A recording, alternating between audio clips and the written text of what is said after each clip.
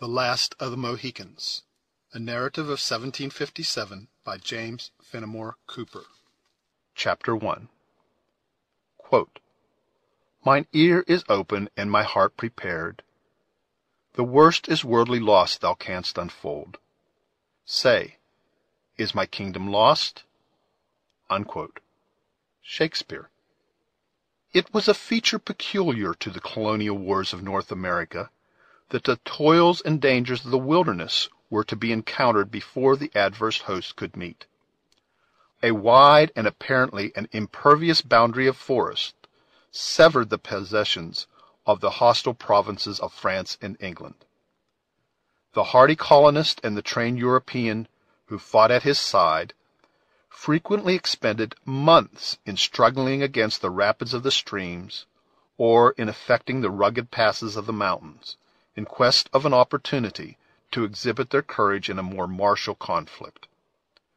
But, emulating the patience and self-denial of the practiced native warriors, they learned to overcome every difficulty, and it would seem that, in time, there was no recess of the woods so dark, nor any secret place so lovely, that it might claim exemption from the inroads of those who had pledged their blood to satiate their vengeance, or uphold the cold and selfish policy of the distant monarchs of Europe.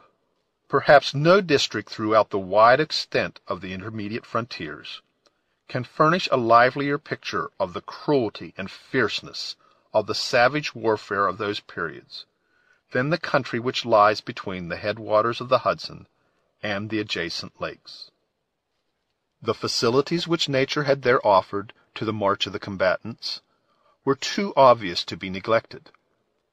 The lengthened sheet of the Champlain stretched from the frontiers of Canada deep within the borders of the neighboring province of New York, forming a natural passage across half the distance that the French were compelled to master in order to strike their enemies. Near its southern termination, it received the contributions of another lake, whose waters were so limpid as to have been exclusively selected by the Jesuit missionaries to perform the typical purification of baptism, and to obtain for it the title of Lake du Saint-Sacrament. The less zealous English thought they conferred a sufficient honor on its unsullied fountains when they bestowed the name of their reigning prince, the second of the House of Hanover.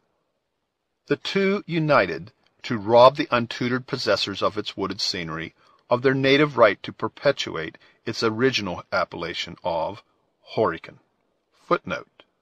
As each nation of the Indians had its language or its dialect, they usually gave different names to the same places, though nearly all of their appellations were descriptive of the object. Thus, a literal translation of the name of this beautiful sheet of water, used by the tribe that dwelt on its banks, would be the tail of the lake. Lake George, as it is vulgarly and now indeed legally called, forms a sort of tail to Lake Champlain when viewed on the map, hence the name. End of footnote. Winding its way among countless islands and embedded in mountains, the holy lake extended a dozen leagues still further to the south. With the high plain that there interposed itself to the further passage of water, commenced a portage of as many miles, which conducted the adventurer to the banks of the Hudson, at a point where the usual obstructions of the rapids, or rifts as they were termed in the language of the country, the river became navigable to the tide. While in the pursuit of their daring plans of annoyance, the restless enterprise of the French even attempted the distant and difficult gorges of the Alleghany. It may easily be imagined that their proverbial acuteness would not overlook the natural advantages of the district we have just described. It became, emphatically, the bloody arena in which most of the battles for the mastery of the colonies were contested. Forts were erected at the different points that commanded the facilities of the route, and were taken and retaken, razed and rebuilt, as victory alighted on the hostile batters, while the husbandmen shrank back from the dangerous passes within the safer boundaries of the more ancient settlements, armies larger than those that had often deposed of the scepters of the mother countries were seen to bury themselves in these forests, whence they rarely returned but in skeleton bands that were haggard with care or dejected by defeat. Though the arts of peace were unknown to this fatal region, its forests were alive with men. Its shades and glens rang with the sounds of martial music, and the echoes of its mountains threw back the laugh, or repeated the wanton cry, of many a gallant and reckless youth as he hurried by them in the noontide of his spirits, to slumber in a long night of forgetfulness.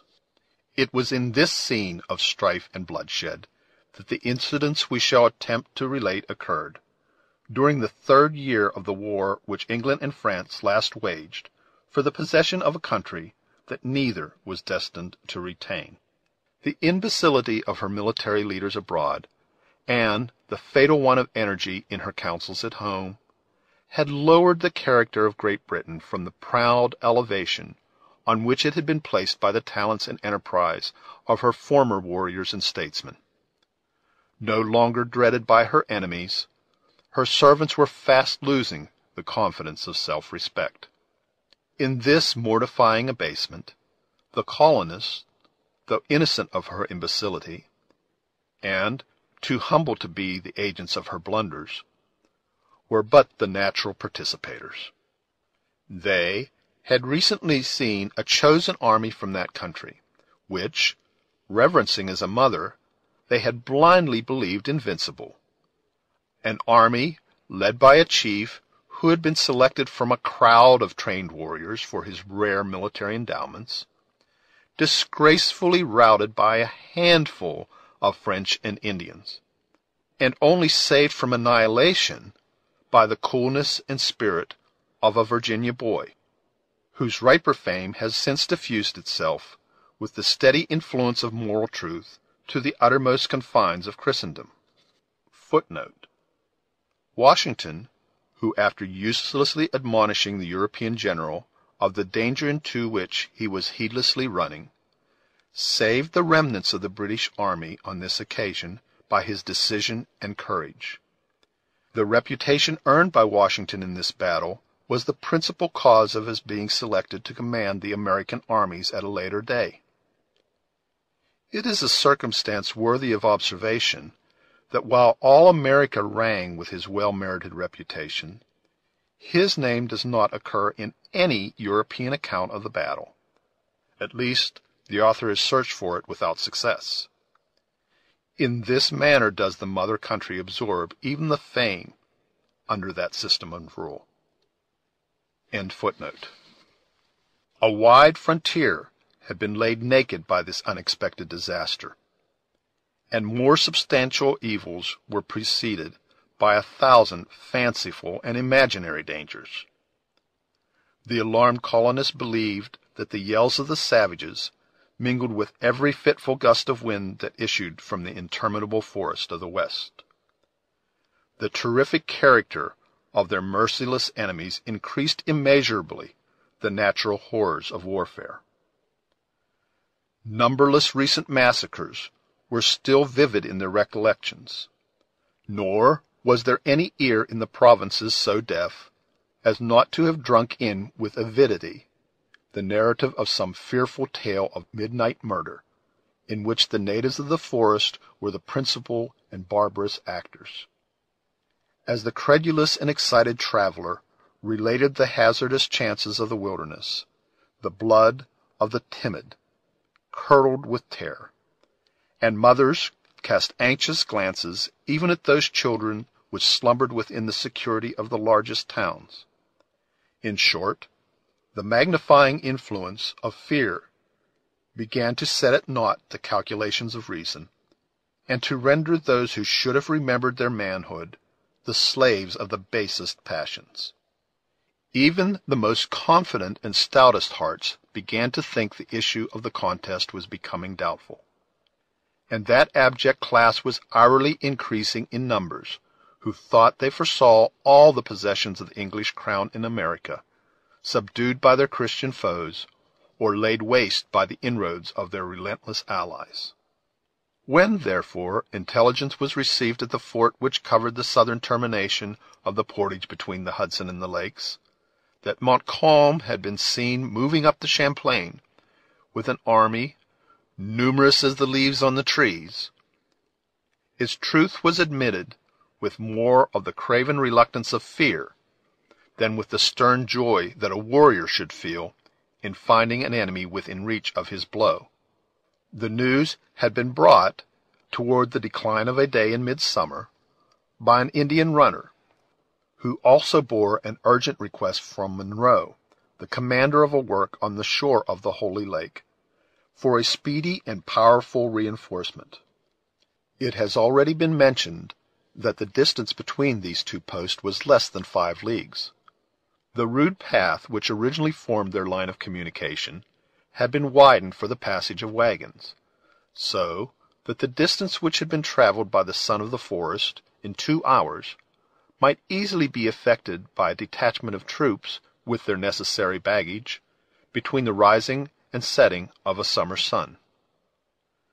The loyal servants of the British crown had given to one of these forest fastnesses the name of William Henry, and to the other that of Fort Edward, calling each after a favorite prince of the reigning family.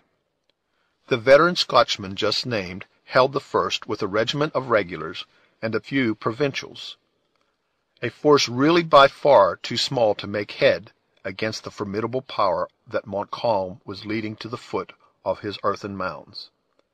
At the latter, however, lay General Webb, who commanded the armies of the king in the northern provinces, with a body of more than 5,000 men. By uniting the several detachments of his command, this officer might have arrayed nearly double that number of combatants against the enterprising Frenchman, who had ventured so far from his reinforcements, with an army but little superior in numbers. But, under the influence of their degraded fortunes, both officers and men appeared better disposed to wait the approach of their formidable antagonists within their works, than to resist the progress of their march by emulating the successful example of the French at Fort Duquesne, and striking a blow on their advance. After the first surprise of the intelligence had a little abated, a rumor was spread through the entrenched camp which stretched along the margin of the Hudson, forming a chain of outworks to the body of the fort itself, that a chosen detachment of 1,500 men was to depart with the dawn for William Henry, the post at the northern extremity of the portage. That which at first was only a rumor soon became certainty, as orders passed from the quarters of the commander-in-chief to the several corps he had selected for his service to prepare for their speedy departure. All doubts as to the intention of Webb now vanished, and an hour or two of hurried footsteps and anxious faces succeeded. The novice in the military art flew from point to point, retarding his own preparations by the excess of his violent and somewhat distempered zeal, while the more practised veteran made his arrangements with a deliberation that scorned every appearance of haste, though his sober lineaments and anxious eye sufficiently betrayed that he had no very strong professional relish for the yet untried and dreaded warfare of the wilderness. At length the sun set in a flood of glory behind the distant western hills, and as darkness drew its veil around the secluded spot, the sounds of preparation diminished. The last light finally disappeared from the log cabin of some officer. The trees cast their deeper shadows over the mounds and the rippling stream, and a silence soon pervaded the camp, as deep as that which reigned in the vast forest by which it was environed. According to the orders of the preceding night, the heavy sleep of the army was broken by the rolling of the warning drums, whose rattling echoes were heard issuing on the damp morning air out of every vista of the woods. Just as day began to draw the shaggy outlines of some tall pines of the vicinity on the opening brightness of a soft and cloudless eastern sky, in an instant the whole camp was in motion, the meanest soldier arising from his lair to witness the departure of his comrades, and to share the excitement and incidents of the hour. The simple array of the chosen band was soon completed.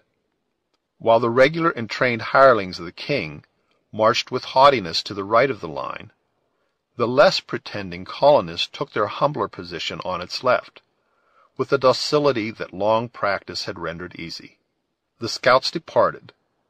Strong guards preceded and followed the lumbering vehicles that bore the baggage, and before the gray light of morning was mellowed by the rays of the sun, the main body of the combatants wheeled into column and left the encampment with a show of high military bearing that served to drown the slumbering apprehensions of many a novice who was now about to make his first essay in arms.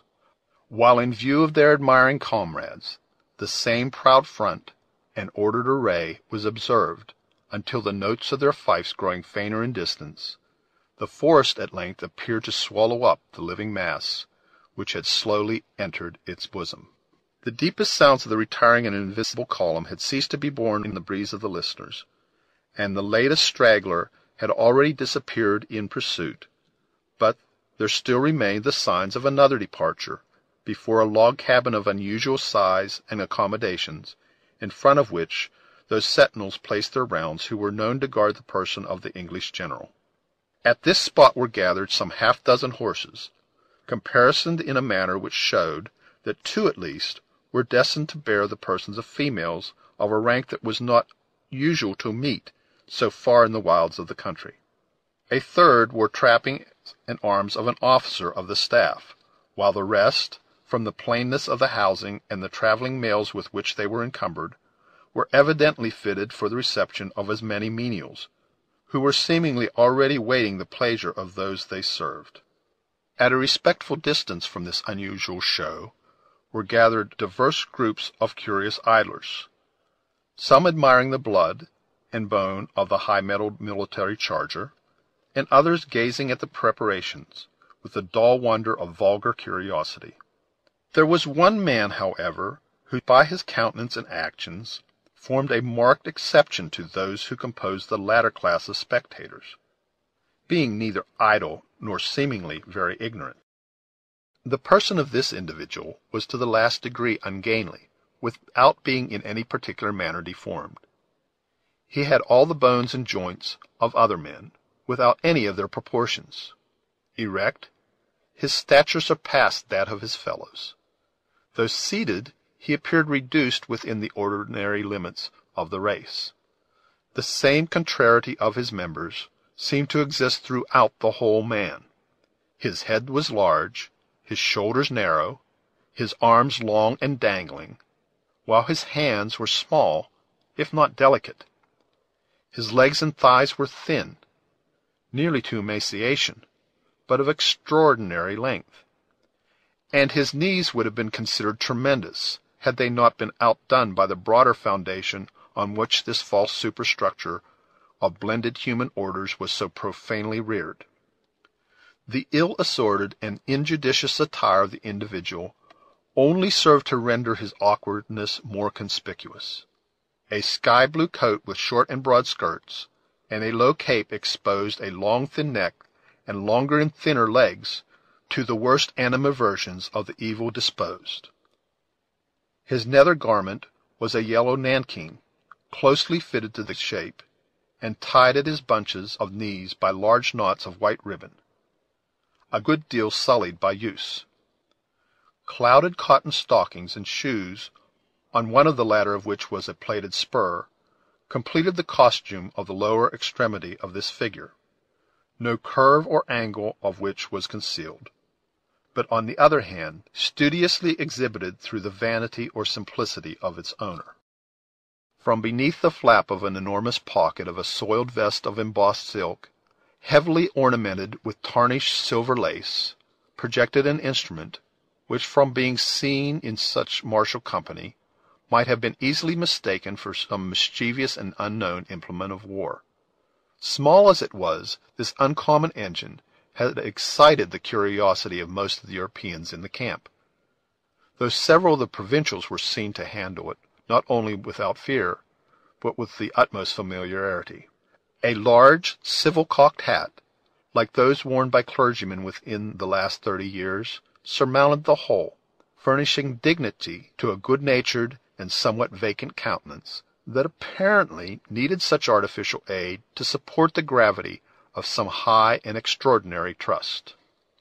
While the common herd stood aloof, in deference to the quarters of Webb, the figure we describe stalked into the center of the domestics, freely expressing his censures and commendations on the merits of the horses, as by chance they displeased or satisfied his judgment.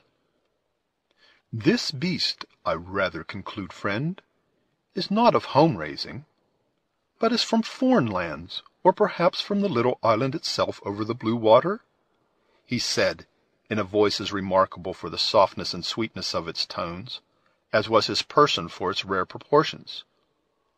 "I may speak of these things, and be no braggart, for I have been down at both havens, that which is situate at the mouth of Thames, and is named after the capital of old England, and that which is called Haven, with the addition of the word new, and have seen the scows and brigantines collecting their droves, like the gathering to the ark, being outward bound to the island of Jamaica for the purpose of barter and traffic in four-footed animals. But never before have I beheld a beast which verified the true scripture war-horse like this.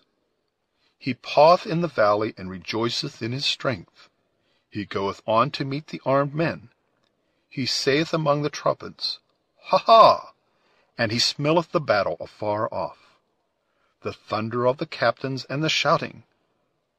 It would seem that the stock of the horse of Israel had descended to our time, would it not, friend?" Receiving no reply to this extraordinary appeal, which in truth, as it was delivered with the vigor of full and sonorous tones, merited some sort of notice, he who had thus sung forth the language of the Holy Book turned to the silent figure to whom he had unwittingly addressed himself, and found a new and more powerful subject of admiration in the object that encountered his gaze. His eyes fell on the still upright and rigid form of the Indian runner who had borne to the camp the unwelcome tidings of the preceding evening. Although in a state of perfect repose, and apparently disregarding, with characteristic stoicism, the excitement and bustle around him, there was a sullen fierceness mingled with the quiet of the savage that was likely to arrest the attention of much more experienced eyes than those which now scanned him in unconcealed amazement. The native bore both the tomahawk and knife of his tribe, and yet his appearance was not altogether that of a warrior. On the contrary, there was an air of neglect about this person, like that which might have proceeded from great and recent exertion, which he had not yet found leisure to repair. The colors of the war-paint had blended in dark confusion about his fierce countenance, and rendered his swarthy lineaments still more savage and repulsive than if art had attempted an effect which had been thus produced by chance. His eye alone, which glistened like a fiery star amid lowering clouds, was to be seen in its state of native wildness. For a single instant his searching and yet wary glance met the wondering look of the other, and then, changing its direction, partly in cunning and partly in disdain, it remained fixed, as if penetrating the distant air. It is impossible to say what unlooked-for remark this short and silent communication between two such singular men might have elicited from the white man, had not his active curiosity been again drawn to other objects. A general movement among the domestics and a low sound of gentle voices announced the approach of those whose presence alone was wanted to enable the cavalcade to move. The simple admirer of the war-horse instantly fell back to a low, gaunt, switch-tailed mare, which was unconsciously gleaning the faded herbage of the camp nigh by, where, leaning with one elbow on the blanket that concealed an apology for a saddle, he became a spectator of the departure, while a foal was quietly making its morning repast on the opposite side of the same animal. A young man, in the dress of an officer, conducted to their steeds two females, who, as it was apparent by their dresses, were prepared to encounter the fatigues of a journey in the woods. One, and she was the more juvenile in her appearance, though both were young, permitted glimpses of her dazzling complexion, fair golden hair, and bright blue eyes, to be caught, as she artlessly suffered the morning air to blow aside the green veil which descended low from her beaver. The flush which still lingered above the pines of the western sky was not more bright nor delicate than the bloom of her cheek, nor was the opening day more cheering than the animated smile which she bestowed on the youth as he assisted her into the saddle. The other, who appeared to share equally in the attention of the young officer, concealed her charms from the gaze of the soldiery, with a care that seemed better fitted to the experience of 4 or 5 additional years.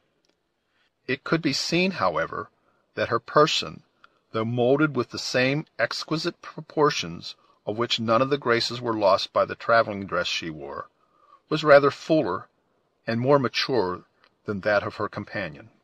No sooner were these females seated than their attendant sprang lightly into the saddle of the war-horse, when the whole three bowed to Webb, who in courtesy awaited their parting on the threshold of his cabin, and turning their horses' heads, they proceeded at a slow amble, followed by their train, toward the northern entrance of the encampment. As they traversed that short distance, not a voice was heard among them, but a slight exclamation proceeded from the younger of the females, as the Indian runner glided by her unexpectedly, and led the way along the military road in her front. Though this sudden and startling movement of the Indian produced no sound from the other, in the surprise her veil also was allowed to open its folds, and betrayed an indescribable look of pity, admiration, and horror, as her dark eye followed the easy motions of the savage. The tresses of this lady were shining and black, like the plumage of a raven. Her complexion was not brown, but it rather appeared charged with the color of the rich blood that seemed ready to burst its bounds, and yet there was neither coarseness nor want of shadowing in a countenance that was exquisitely regular and dignified and surpassingly beautiful. She smiled as if in pity at her own momentary forgetfulness, discovering by the act a row of teeth that would have shamed the purest ivory. When replacing the veil, she bowed her face and rode in silence, like one whose thoughts were abstracted from the scene around her. End of Chapter 1.